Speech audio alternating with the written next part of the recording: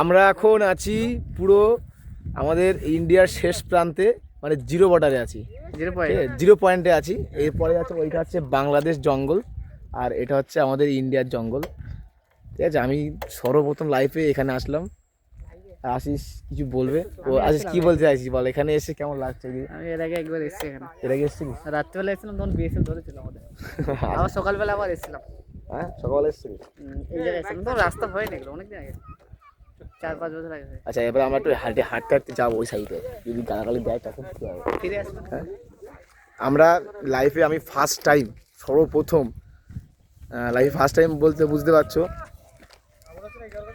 না দাদা, একদম জিরো জিরো পয়েন্টে এসছে। দেখো এখানে রামসুমনগর লেখা আছে, একদম জিরো। এত কজন গেলে কিছু বলবে না তো?